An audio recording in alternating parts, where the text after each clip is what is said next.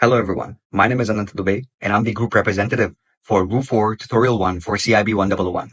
In this video presentation by our group, we're going to be looking at Chapter 4, the management environment, and we're going to be solving the first 5 questions that come at the end of the chapter. We're also going to be looking at the 2 case applications and solving the questions related to them. The 2 case applications are Bad Ride Bumpy Ride that talks about Uber, and the second one is Not Sold Out, which looks at Tableau. The members for our group are Oyik, Alina Shahzwani, Siti Nur Aisha, Emma Carlina, Michelle Young, Muna Mukhlisa, Amir Zakwan, Nisha Jasmine, Emma Zulaika, Auni Afrina, Nurin Putri, and of course, I'm there too. That's going to be all from me for the presentation introduction. And now I'd like to pass the floor to Oyik, who's going to be taking up question 1.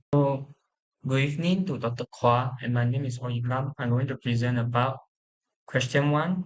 How much impact do managers actually have on an organization's success or failure? So before we dive, I'm going to talk about what is a manager. So a manager is a person who manages non-managerial employee. Besides, a manager has the responsibility to help the organization to achieve goals by improving their managing skills, such as planning, organizing, leading, and controlling. In organization, there are various levels of managers, such as top manager, middle manager, and first line manager. Each manager they have their own duty to do. Right. So I'm going to talk about two views. The first view is the omnipotent view, and the second view is symbolic view. So omnipotent view talks about managers have direct responsibility on the organization's success or failure. Managers do the decision making of the organizations. Managers need to have very good management skills, which means they need to have a very good planning, organizing, leading, and controlling skills. So to easily say that omnipotent view, which means that manager has the most responsibility on on the organization's success or failure. If the manager helps the organization to achieve goals, then the organization will give a lot of credit to the manager. But if the organization has failure, then they all will go to the manager. Okay. So for the symbolic view, is talk about organization's performance affected by external factors, which means that even the organizations fails, it can't be all on the responsible of the managers. So as an example, politics, economy, global crisis, these all are all external factors.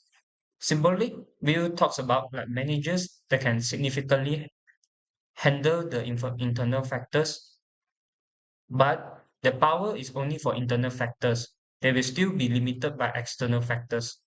As an example, the manager can control their workers, but they can't control how the economy of a country runs.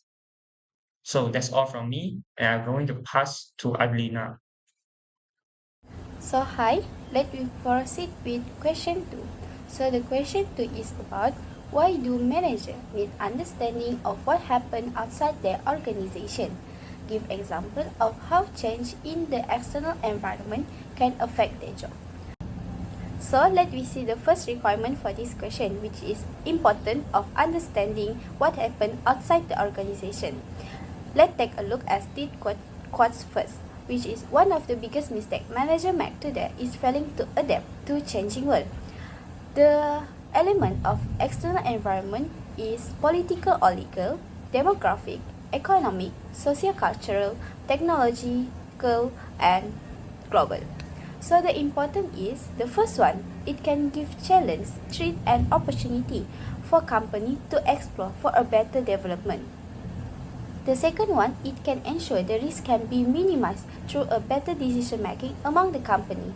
So the third one is the company can make sure their company is still competitive in the market because it's still relevant for other competitors in the same industry to compete.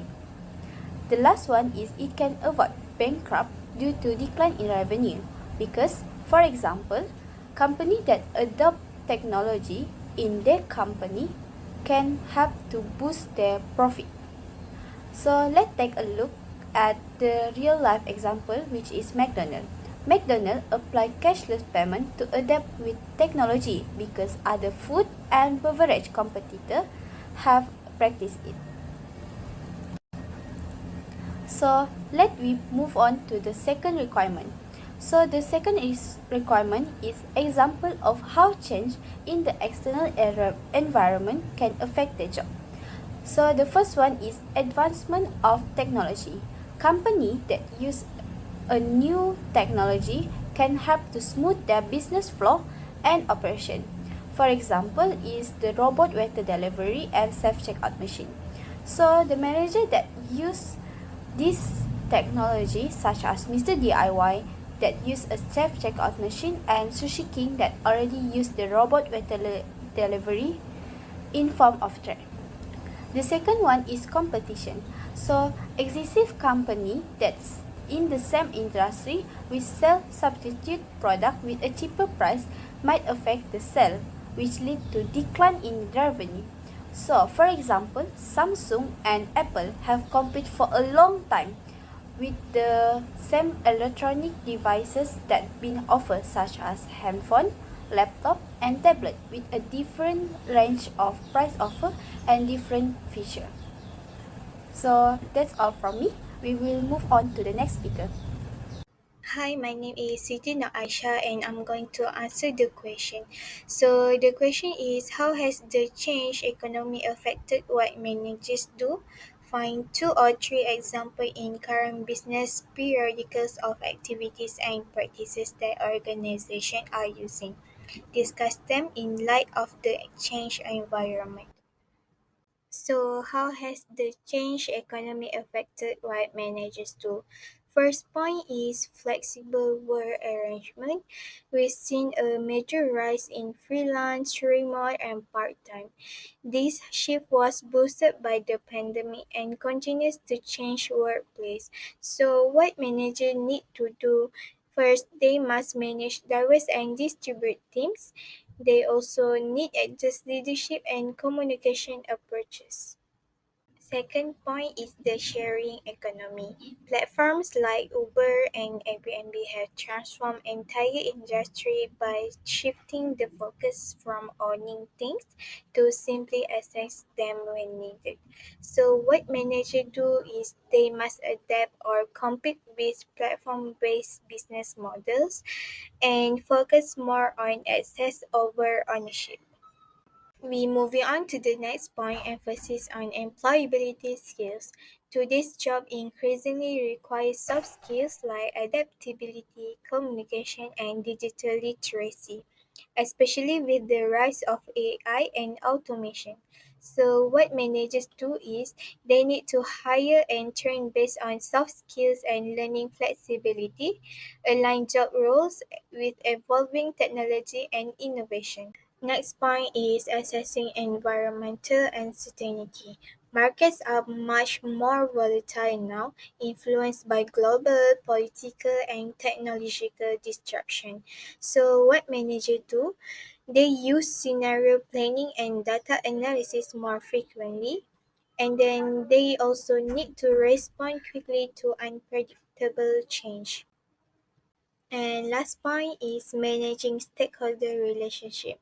Customers, investors, and communities expect company to be transparent, ethical, and sustainable. So what managers do is they need to align strategies to meet public expectation and changing value. The second one is also they need to balance profit with social and environmental responsibility. Now we moving on to real world example. First example is Starbucks. So Starbucks implemented flexible employee scheduling to balance worker availability with customer demand, reacting to both labor law pressure and employee work-life preference. And the second example is Amazon. So Amazon used part-time logistic workers and advanced automation to navigate cost management, regulatory and compliance and seasonal demand surge. So that's the two real world example, and that's all from me. Hello, my name is Emma Carlina and I will be answering question 4. So question 4 is, why is it important for managers to pay attention to demographic trends and shifts? Well, it is crucial for managers to pay attention to demographic trends and shifts because these changes impact various aspects of business, including workforce composition, customer base, and market demand. First, let's take a look at the workforce. Demographic trends show changes in age, education level, and employment preference of the workforce. For example, if a large portion of employees are nearing the retirement age, managers need to prepare for potential skill gaps and develop younger talent. They have to understand that younger workers like Gen Z value flexibility and purpose, which can guide employers in recruitment and retention strategies. Also, as the workforce age shift or younger generation enter the job market, demand grows for product and services that meet their specific needs.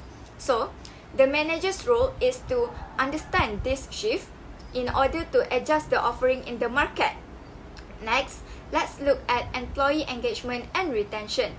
Like I said in the first point, where employers have to understand their workers based on the age group, well, different demographic groups are motivated by different things. For example, older employees may value job stability and health benefits, while younger employees may prioritize work-life balance and growth opportunities. Managers who understand this preference can create policies, benefits, and works environment that keeps employees satisfied and also reduce the turnover. The next point is the customer base. The demographic of customers are constantly shifting, such as more millennials becoming the primary consumers, or there's an increase in diverse cultural citizens. This shift affects what people buy, how they buy, and what they expect from a brand. Managers must track these trends to adjust product designs, marketing approach, and customer services to meet changing preference. For example, a makeup brand like Fenty Beauty has launched over 40 shades of foundation color in response to a long-ignored demand from people with different skin tones. Another example is that certain food packaging provides guidance and information in bilingual, which make it easier for people from other races to understand. So, how can this help managers to make informed decisions that lead to success? Well, in terms of training and development, managers can use demographic data to recognize generational skill gaps and tailor learning methods accordingly. For example, younger employees might prefer self-paced online learning, while older employees might benefit more from hands-on mentoring. Additionally, understanding workforce age trends help make companies to plan for retirements and ensure smooth transition through succession planning. When it comes to marketing strategies, demographic awareness is essential for creating messages that resonate with different customer segments.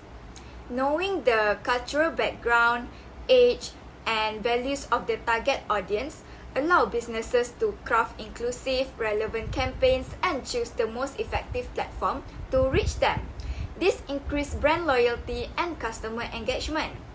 In product and service development, demographic trends reveal changing consumer needs and preference. For example, an aging population may drive demand for health-focused products, while diverse ethnic communities may seek culturally relevant goods and services. Managers who use this information can develop offerings that are more aligned with market demands, increasing the customer satisfaction and also competitiveness. Well, by understanding these trends, help managers to make informed decisions regarding the hiring, training, marketing strategies, and product development, ultimately contributing to organizational performance and success. Well, that's all from me. Thank you. Let's move on to the next member.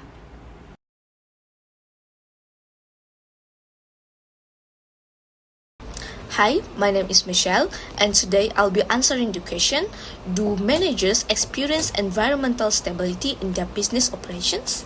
So the short answer is sometimes yes, sometimes no, depending on the external environment they operate in. So let me break this down using two key terms. First is environmental stability, which means external factors change slowly and predictable. This allows managers to plan ahead with confidence. In contrast, there is environmental uncertainty. This occurs when these external factors change quickly and unpredictable, making decision making more difficult for managers. Under environmental stability, example we have here is Telekom Malaysia in the telecommunication sector, where the government support and stable policies. For example, the Jendela plan allow for long-term planning. Other than that is Sime Darby plantations in the palm oil industry, which benefits from steady government incentive and export support. On the uncertainty side, example we have is the tourism industry in Langkawi, which face unpredictable travel rules and SOP changes, especially during the pandemic. Other example is the restaurants in Kuala Lumpur, where managers deal with shifting customer trends, rising costs, and frequent regulatory updates like changes in wage policies. So in conclusion, while some managers operate in stable environments, many face uncertainty and must adapt quickly to stay competitive. Thank you.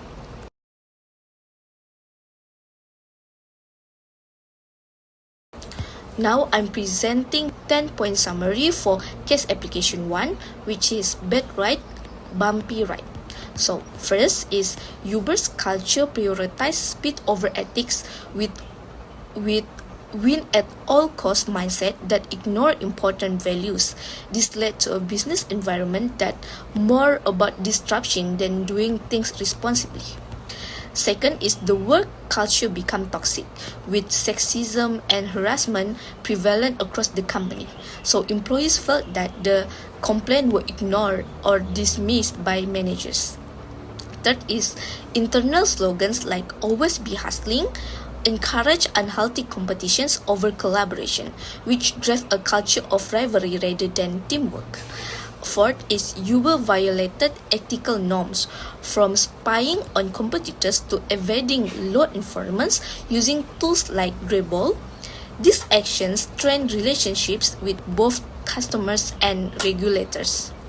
Fifth is executive actively hide misconduct using technology to lock down system during investigations. The misuse of these tools was a clear sign of Uber's disregard for accountability. Six is misbehavior become normalized as executive and employees felt that unethical action were accepted. This led to a significant loss of trust within the company. 7. Kalanick's leadership shaped Uber's downfall, as his decisions reflected the company's aggressive and often unethical culture. His actions were key to Uber's eventual crisis. 8.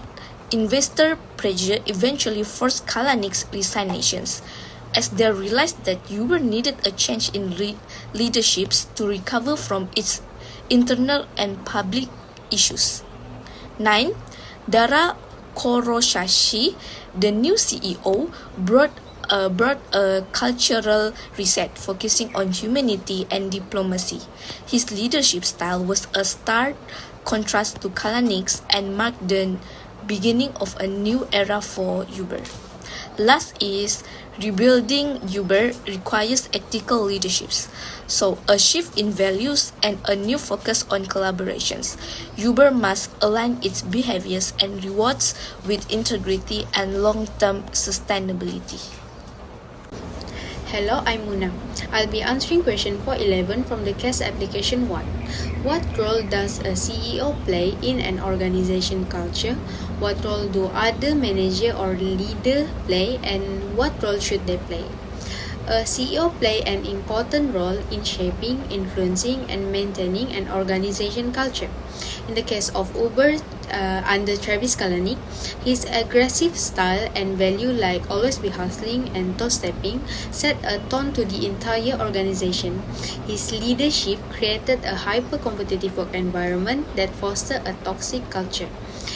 It also shaped a culture that prioritize rapid growth, hustle, and winning at all costs. Next, CEOs serve as the primary cultural driver.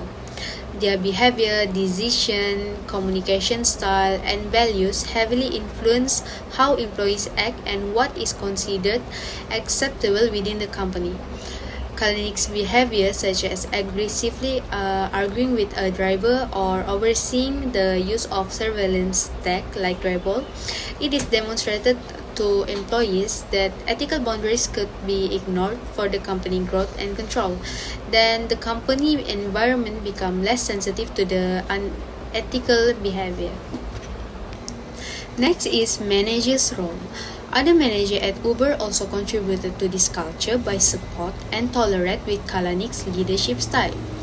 Instead of correcting unethical behavior, many managers either ignored the problem or actively participated in maintaining the toxic environment.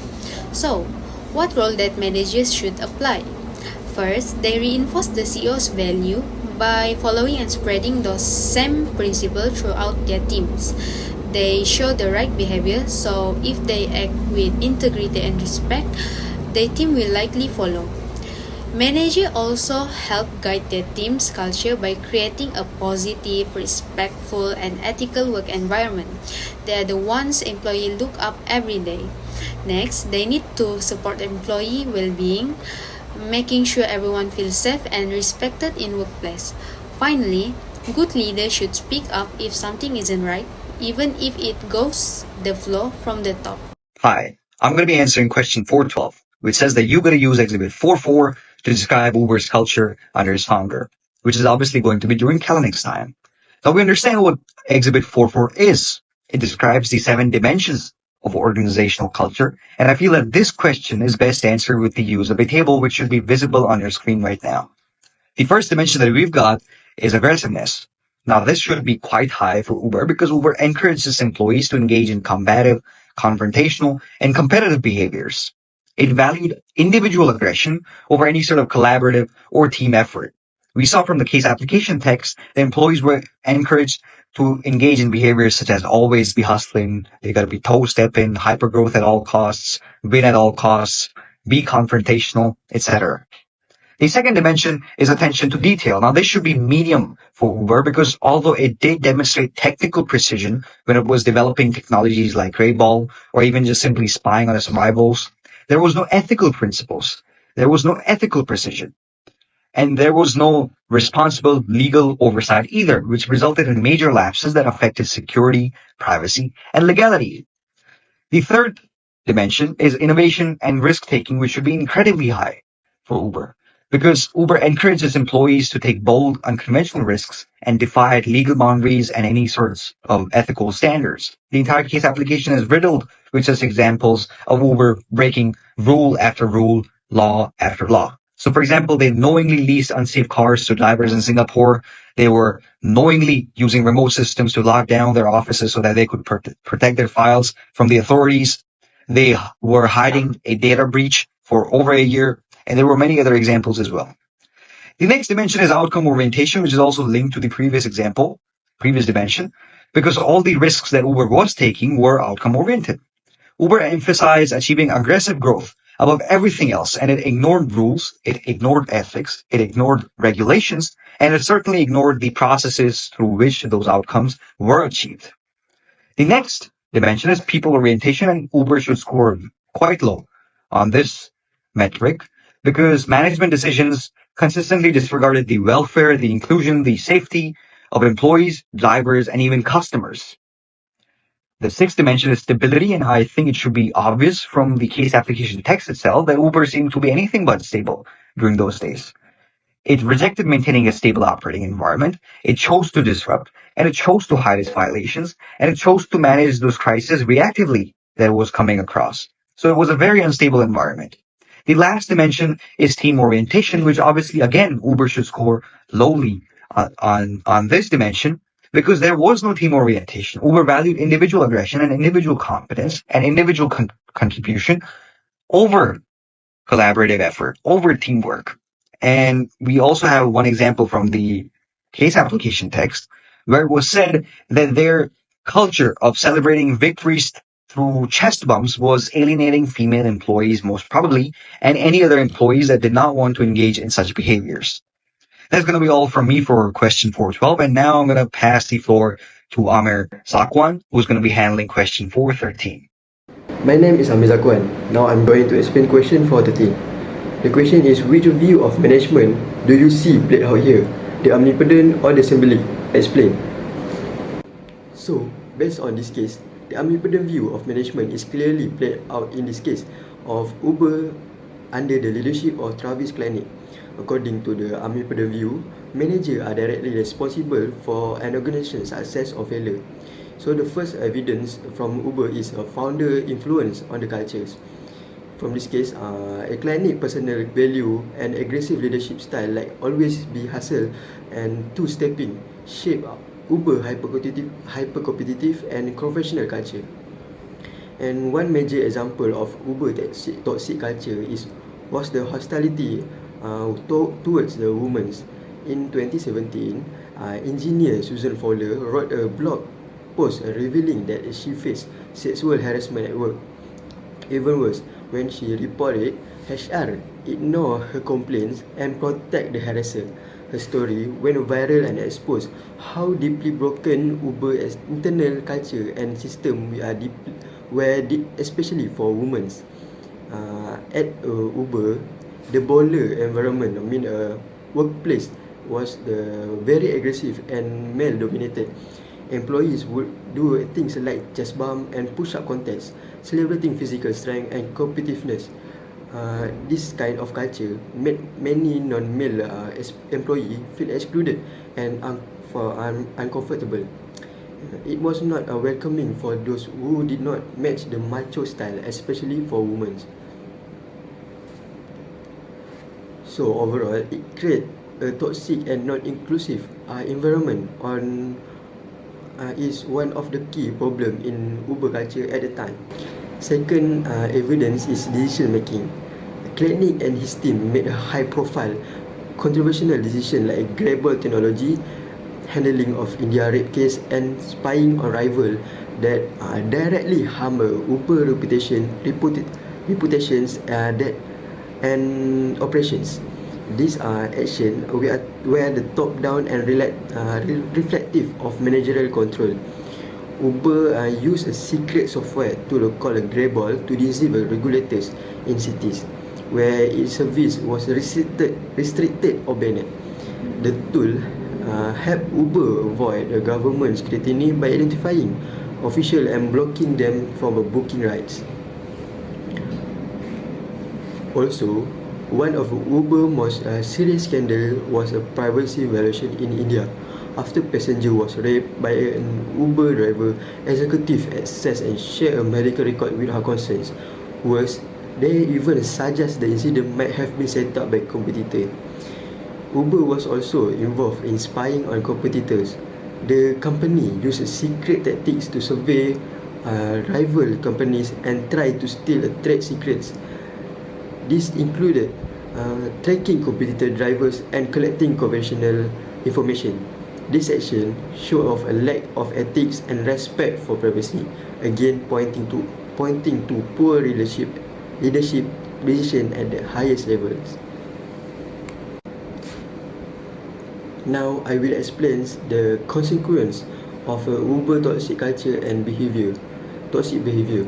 First, there was a public outrage, especially after a video went viral showing a CEO, Travis Kalanick, arguing with an Uber driver. It badly hurts the company image. Then came an investor revolt. Major investors lose confidence and forced Kalanick to resign in June 2017. Finally, a leadership change followed. Uber broke in Dara Khosrow Hahi as the new CEO with a job of fixing the company's culture and rebuilding a trust, both internally and financially. In conclusions, Uber toxic culture and scandal, we are deeply tied to Travis Kalanick leadership. His aggressive and win at all costs directly influence how the company operated, clearly showing the omnipotent view of management where the leader is seen as the key driver of success or failure. When Dara Khosrow Hahi took over with a very different leadership approach, it proved how much the CEO behavior can reshape the culture and performance. And that's all for this question. Thank you. Hi, I will be sharing advice I would give to new CEO about organizational culture. First, the CEO should focus on promoting a healthy work culture.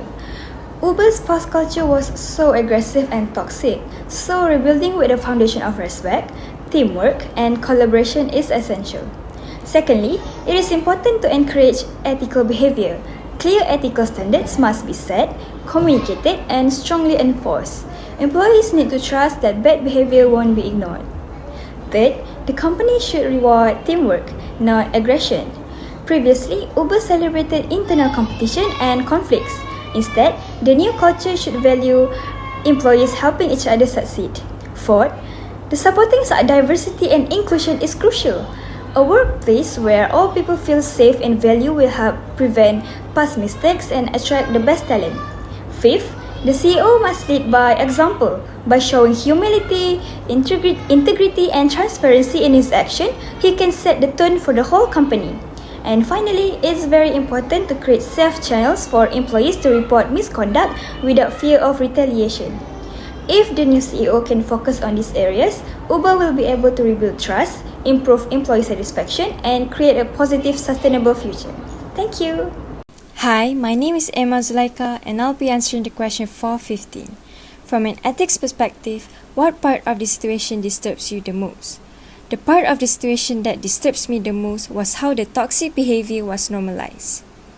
For example, how Kalanick was being very ignorant when there were complaints. Like when Susan Fowler, a former Uber engineer, made complaints about sexual harassment, the human resources failed to properly investigate. Instead of protecting the employees and correcting what's wrong, the Human Resources Department was busy in shielding management and preserving the company's image as well as protecting the company's reputation. As an ethical leader, it is crucial to build systems that genuinely protect employees and handle complaints with fairness and transparency. Next, no accountability until it was too late. Kalanick and the company itself, Uber, avoided accountability for as long as possible. Even when serious issues arises like sexual harassment, data breaches, and unethical business practice surfaced, the leadership refused to take action and do what's right. It was only after massive public backlashes, negative media coverage, and internal employee revolts that Uber's board of directors finally forced Kalanick to resign. This has led to significant damage to the company, employee morale, and customer trust. Kalanick himself, as the leader, should have addressed the problem proactively instead of just reacting when it's too late. Next question is, what career advice as far as ethical behavior could you take away from this story? Firstly, it is important to be a role model in our workplace. We don't have to be the leader to lead and show respect, accountability, and integrity. Every one of us sets an example through our actions because when we show respect, take accountability, and make ethical choices, we inspire others to do the same. Plus, at the end of the day, culture isn't built by one person, but is shaped by how we all show up. Lastly, always pay attention to red flags. Be alert to signs of unethical behavior because toxic behavior often shows early warning signs such as unfair treatment, disrespectful behavior, or even questionable decisions.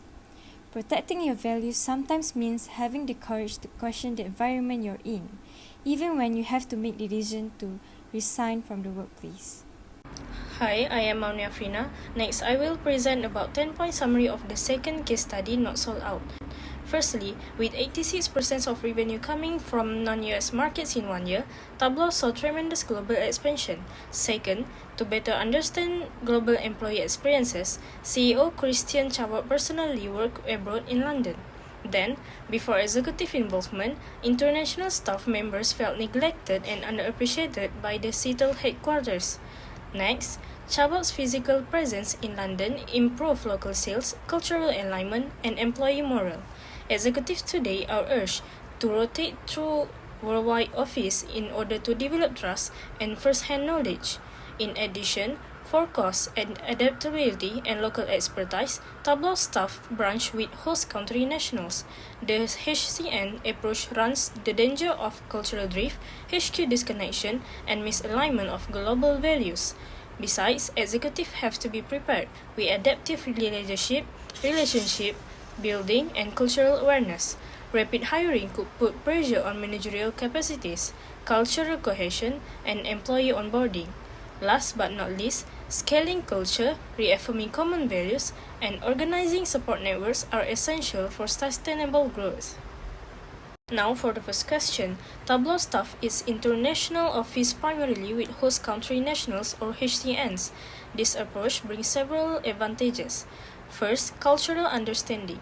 HCNs already know the local culture, language, and business practices. This helps the company operate more smoothly in that environment. Second, cost efficiency.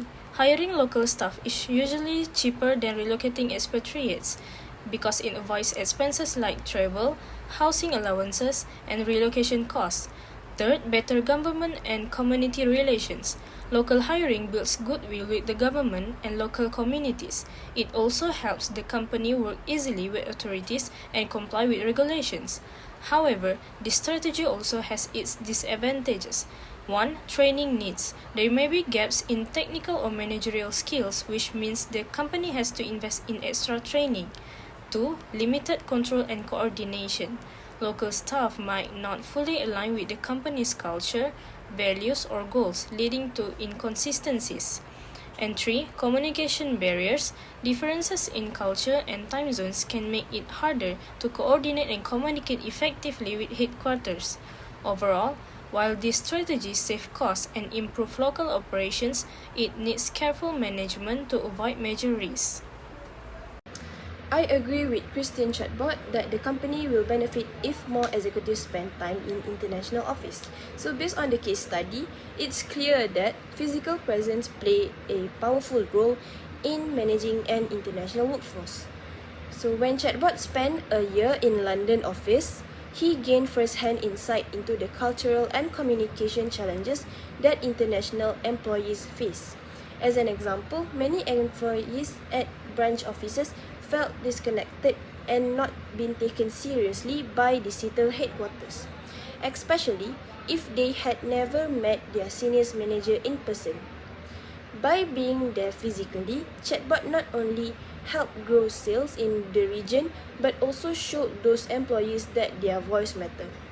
His actions sent a strong message that international offices are just as important as the headquarters. This experience led him to encourage other executives to do the same, which support company unity and morale. Although there may be travel costs and time involved, the benefit far outweigh the downside. Executives gain a better understanding of regional markets, build stronger relationship with global teams, and are better equipped to make strategic decisions. Ultimately, spending time in international offices promotes better communication, inclusion, and company-wide alignment, which is essential for a fast-growing global company like TableOut. That's all from me. Thank you. So question 418 is basically asking us how those Tableau executives that are going to the international offices for the company are going to deal with the cultural differences that they're going to encounter. And I think these 6 points are some of the things that they can implement in order to deal with these cultural differences, with the first one being learning the local language and culture. Now, this should be a no-brainer. This should be obvious. This should be one of the first things I think that these employees should do is learning the local language and culture. You need to study their customs, their communication styles, their business practices, their social norms before you even land in the country. Again, as far as language is concerned, you need to learn a few phrases, pick up a few sentences, understand basic verbal and nonverbal etiquette to avoid any sort of misunderstandings that might happen with you not knowing these things. The second one is building personal relationships early. So your colleagues that you're going to be meeting in those international offices, you must ensure that you meet them informally as well, outside of working hours as well, so that you can build trust between you guys, because you are not from the place, so it's not going to be easy for the locals to warm up to you so soon. Another thing that you can do or should do is adapting your leadership style. So you need to observe how authority, teamwork, and feedback are handled within the country locally so that you can adjust how you lead and you communicate. The next point is listen first, act later. You need to spend time observing and understanding local practices before you suggest any changes or impose any home office methods within the working environment, if at all. The next point is staying flexible and open. Be ready to adjust expectations, plans, and approaches based on real-time learning and feedback, because you're going to be learning a lot of new things because you're going to a new place. And the last but not the least, and I think the most important point of them all, being recognizing the learning curve. We cannot just go to a new country and expect the locals to instantly treat us like one of their own. We need to give them some time. We need to build informal relationships with them. We need to make them understand that we are there to be with them. And we need to make them understand that we are their guests and will do according to their rules, their country, and the way they conduct business. And I think that should be about it for this question. As Table Out prepares to hire thousands new employees in a year, there are a few challenges that the company is going to face. So first is maintaining the company culture will be difficult.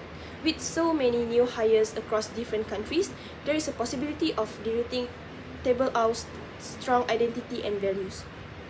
Secondly, onboarding and training will be a huge task because company needs consistent and effective training programs that can be applied across all 14 international offices. So ensuring every employee understand their role and the company's expectation. Another big challenge is communication and integration. New employees, especially those in geographically remote branches, might be feel like isolated or disconnected from the main office. Similar to what was described in the case, manager must ensure that these employees are included and engaged from the start. Lastly, hiring such a large number of people put pressures on existing managers and resources. Managers may become overwhelmed, and without proper planning, this could impact performance and morale. To overcome these issues, Table Out must invest in strong HR system, leadership development, and a clear communication strategy. So with proper planning, this expansion can be a great success, but it will require a careful management. That's all from me. Thank you. So in this presentation today, our group discussed the manager's role in organizational success, the influence of external environments, and the critical role that culture plays in business operations.